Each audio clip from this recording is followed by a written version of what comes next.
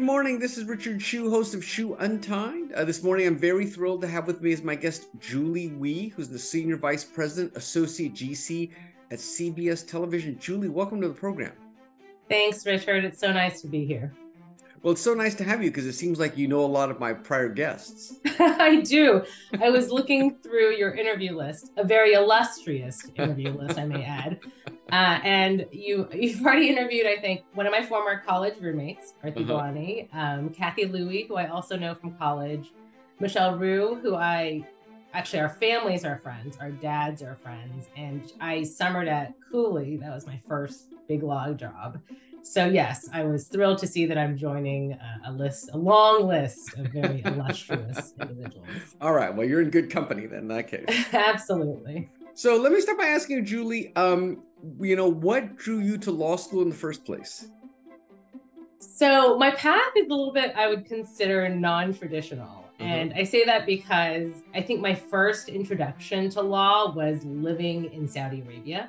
My dad is a chemical engineer, so he moved our family there, my mom and my sister and I, just to go for a couple of years to check it out, as his engineering firm had opened an office there. And so while there, we were living under, as you well know, a conservative Islamic regime. So the whole framework of your life was dominated by these various religious laws, which kind of is a unique situation to grow up in. So I think that kind of colored my sort of interest in law initially. And so later on in college, I took some religious studies classes. I took a class at the law school, thinking maybe one day I could become like an international lawyer, something in that realm. So I should also mention that when I was in high school, I joined the mock trial team, which was a fabulous experience and something I would recommend for any sort of high schooler interested or thinking about law school, just because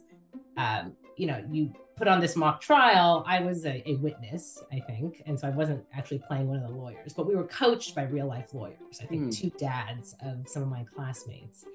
And to hear them think and strategize and guide us, because they were both real trial lawyers, was a really sort of fascinating experience at a young age. Interesting. So I would say those two things really kind of got me interested in law.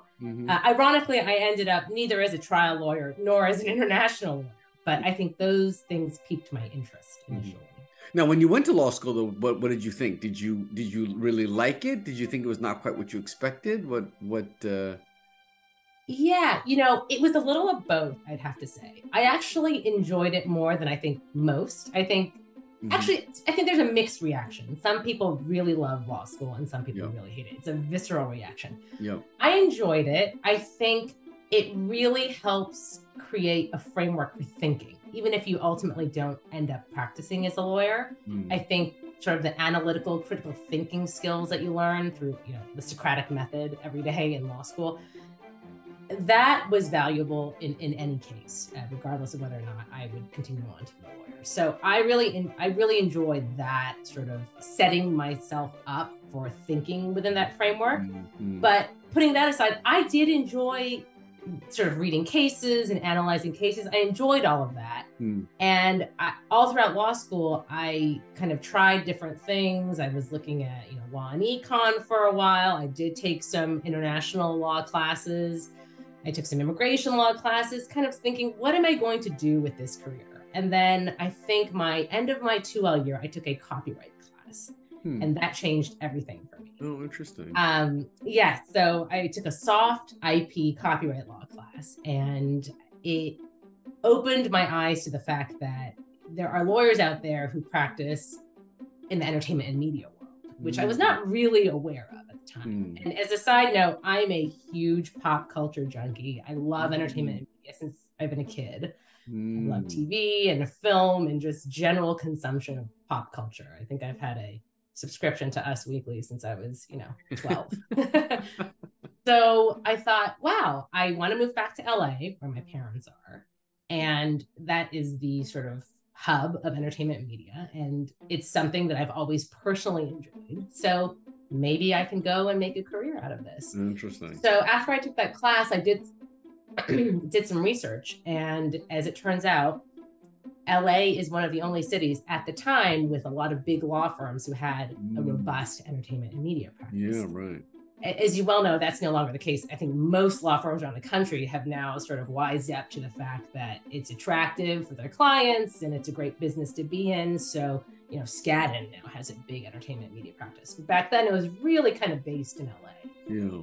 So I decided to apply, and I summered my 2L summer at O'Melveny & Myers in Century City, which is one of the two offices, and this is the office where their entertainment practice is based, and loved it and ended up taking a job there after law school. So what kind of work did you do there initially when you first joined the firm? Like what kind of stuff did you do? Litigation, or what did you do mostly when you started there?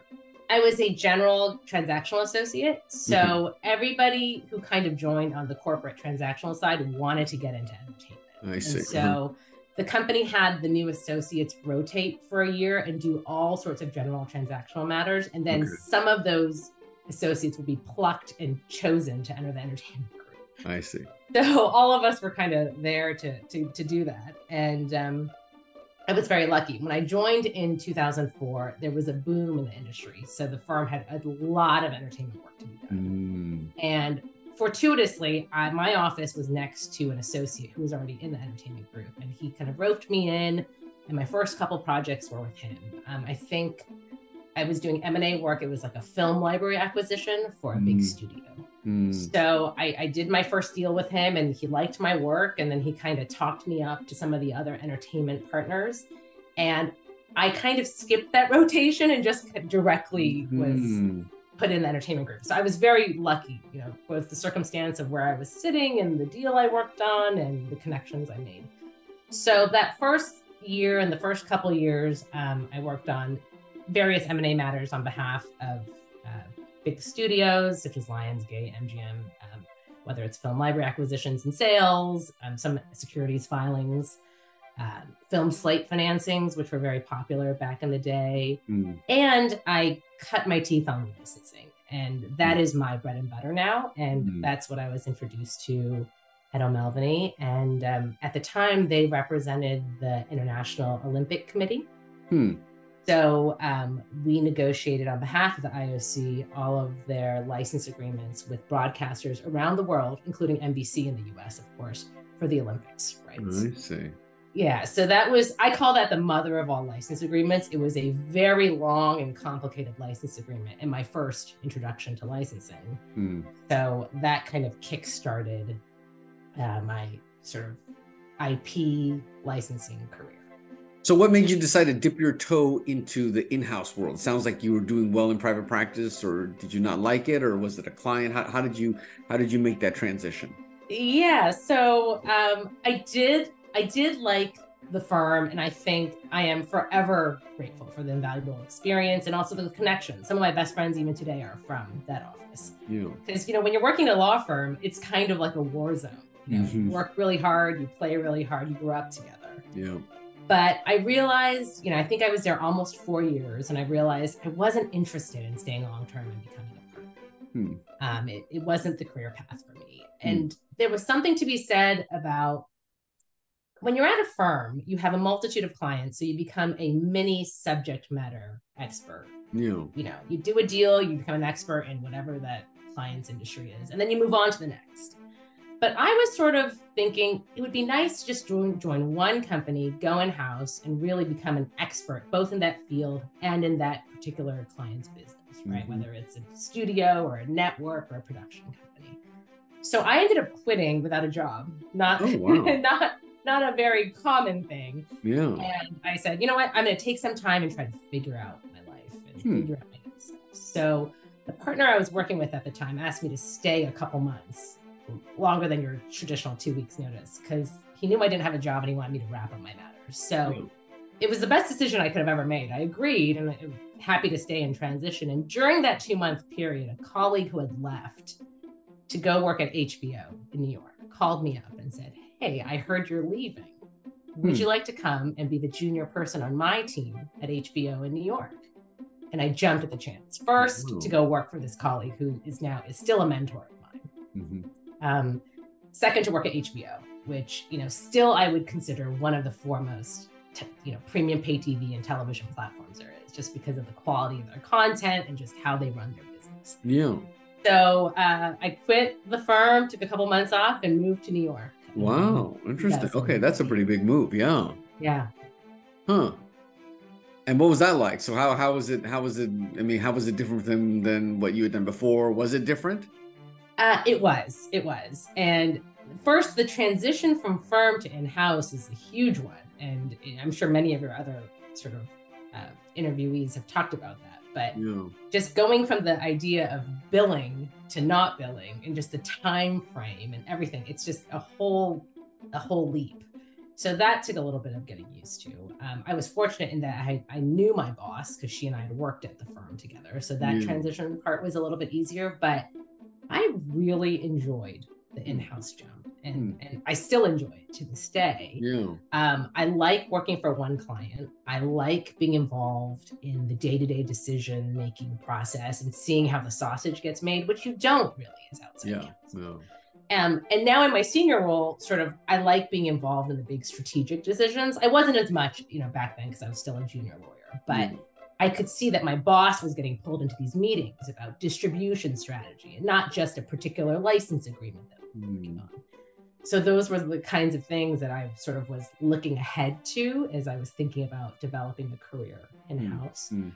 So at HBO, I still stayed kind of on the film side mostly, even though I was in the television industry. I worked on the film output deals. So if you watch HBO or Showtime, all the movies that you see, they license them in from the major studios. So I worked on those deals, which were kind of multi-year long license agreements. I also worked on sort of one-off specials licensing, like the Rock and Roll Hall of Fame or Britney Spears doing a concert at Madison Square Garden. So again, mostly licensing rights-in type stuff. Very different from law firm work. And I really loved every minute of it. Interesting.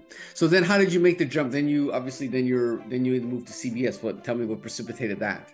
Yes. So again, I was at HBO for 3 years, loved living in New York, but ultimately my family is in LA and everyone's in California. And I think part of it is that we grew up overseas, and for a while, like the four of us were living in 4 different countries. And I just wanted to be back with my family. So I ended up leaving HBO without a job again, thinking I'll take 3 to 6 months off, kind of figure out my next move.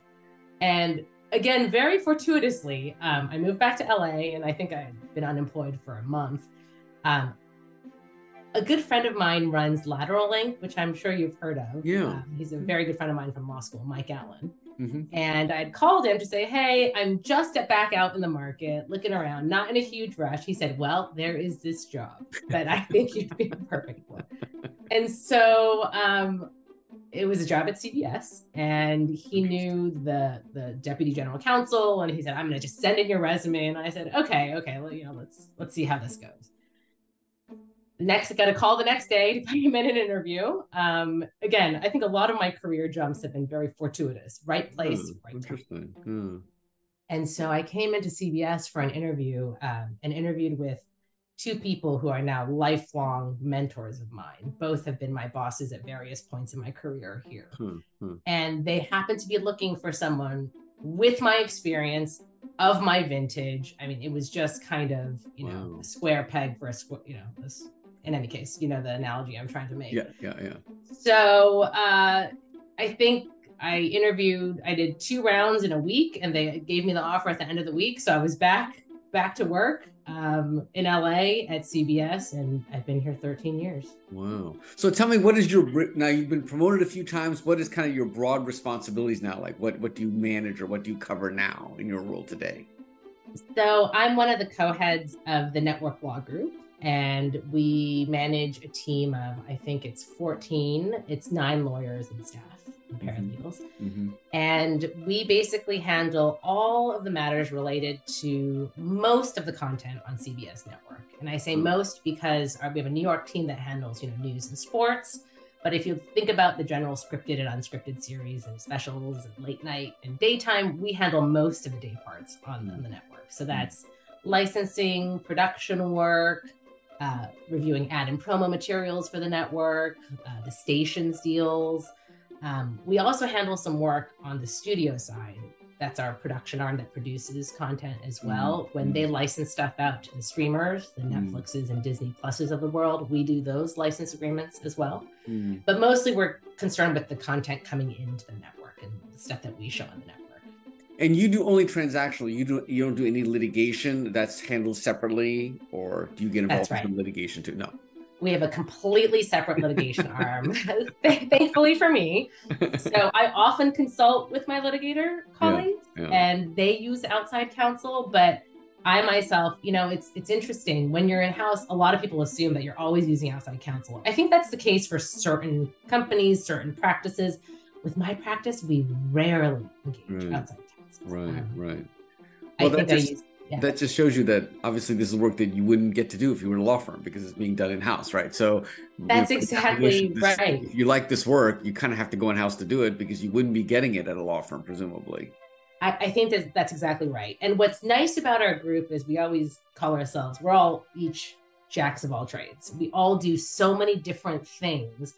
And I just don't think you get that in a firm necessarily, you know, and it's very leanly staffed. There's only 9 lawyers. We're very scrappy, and we don't really hire outside counsel. So when cases of first impression arise, we just kind of have to figure it out ourselves. Luckily, we're now part of Paramount Global again, since the merger a couple of years ago. So we have so many resources and colleagues around the company. Somebody has done something like this before. So yeah, it's a great place to work.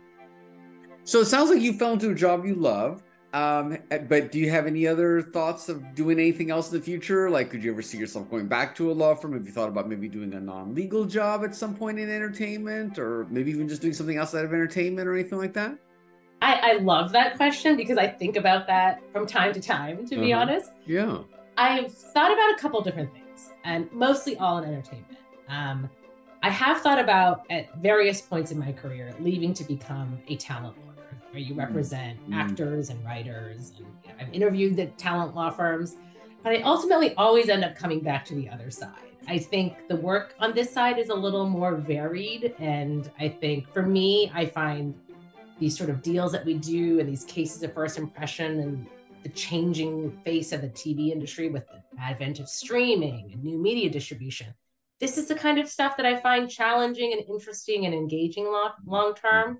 I do think the talent side is sexier, and there's something about it being closer to the heart of the industry. So as a younger lawyer, I was very much attracted to that. But as I get more senior in my career, I think I'm happier on this side. However, I do always think about wanting to go to the creative side, or wanting to be a studio exec, where you're sort of making big decisions on which projects are greenlit and things like that.